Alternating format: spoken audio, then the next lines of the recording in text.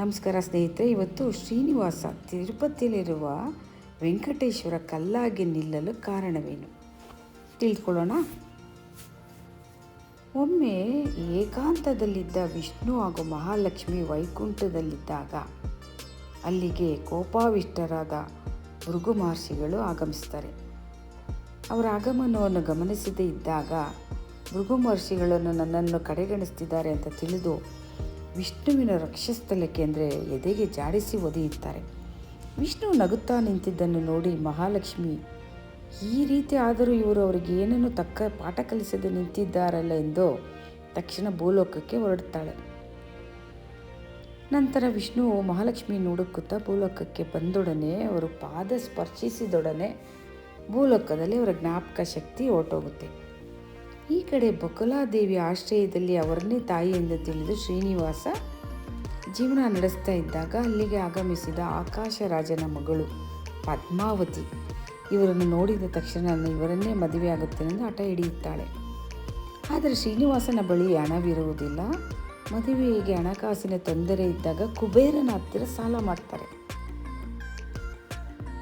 ನಂತರ ಈ ಭೂಲೋಕದಲ್ಲಿ ಅಂದು ಇಂದು ಎಂದೆಂದೂ ನಡೆಯದ ವಿಜೃಂಭಣೆಯ ಮದುವೆಯೇ ಶ್ರೀನಿವಾಸ ಕಲ್ಯಾಣ.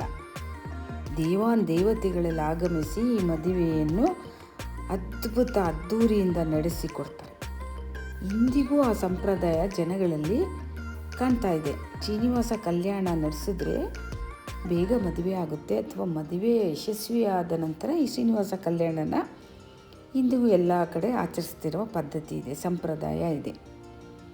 ಮದುವೆ ಆದ ನಂತರ ಅವರಿಬ್ಬರು ಸಂತೋಷದಿಂದ ಇದ್ದಾಗ ಅಲ್ಲಿಗೆ ವಿಷ್ಣುವನ್ನು ಹುಡುಕುತ್ತಾ ಮಹಾಲಕ್ಷ್ಮಿ ಆಗಮಿಸಿದಾಗ ಇವರಿಬ್ಬರನ್ನು ನೋಡಿ ಅತೀವ ಕೋಪಗೊಂಡು ಜಗಳ ಸ್ಟಾರ್ಟ್ ಆಗುತ್ತೆ ಅವರಿಬ್ಬರ ನಡುವೆ, ಪದ್ಮಾವತಿ ಹಾಗೂ ಮಹಾಲಕ್ಷ್ಮಿಯ ನಡುವೆ.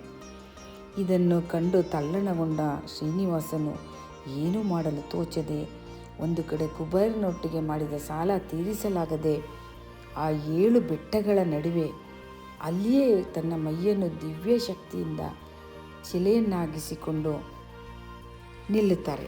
ಇದೇ ಆ ರೀತಿಯ ಕತೆ.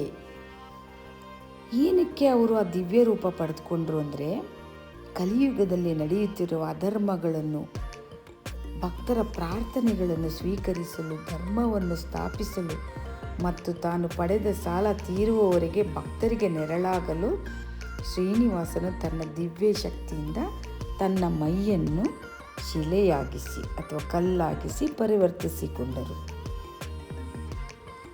ಈ ಜಾಗದ ಮಹಾತ್ಮೆ ಹೆಂಗಿದೆ, ಯಾವ ರೀತಿ ಇದೆ ಎಂದರೆ ಪ್ರಪಂಚದಲ್ಲಿ ಯಾವ ಸ್ಥಳದಲ್ಲೂ 24 ಗಂಟೆಗಳಿಗೂ ಅಧಿಕವಾಗಿ ಕಾದು ತನ್ನ ದರ್ಶನ ಮಾಡಲು ಬರುವ ಜನಸಾಗರವೇ ಈ ತಿರುಪತಿ. ಬಾಲಾಜಿ, ಗೋವಿಂದ, ವೆಂಕಟೇಶ್ವರ, ತಿರುಪತಿ ಒಂದಾ ಎರಡ ಹಲವಾರು ಬಗೆಯ ನಾಮಗಳಿಂದ ಭಕ್ತರು ಬೆಟ್ಟಗಳನ್ನು ಹತ್ತಿ ತಮ್ಮ ಕಷ್ಟಗಳನ್ನು, ತಮ್ಮ ಹರಕೆಗಳನ್ನು ತೀರಿಸಲು ಬರುವ ಸ್ಥಳವೇ ತಿರುಪತಿ.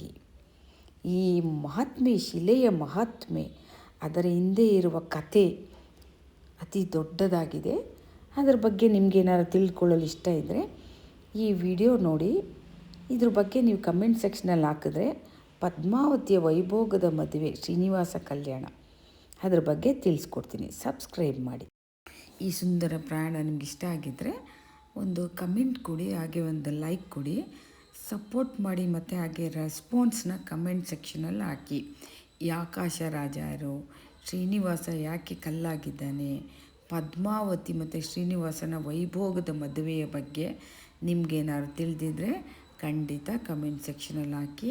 ನಾವು ಮುಂದಿನ ಜರ್ನಿಯಲ್ಲಿ ಖಂಡಿತವಾಗಿ ಈ ಬಕುಲಾದೇವಿಯ ಕಥೆ ಏನು, ಪದ್ಮಾವತಿ ಯಾರು ಅನ್ನೋದ್ರ ಬಗ್ಗೆ ನಾನು ತಿಳಿಸ್ಕೊಡ್ತೀನಿ.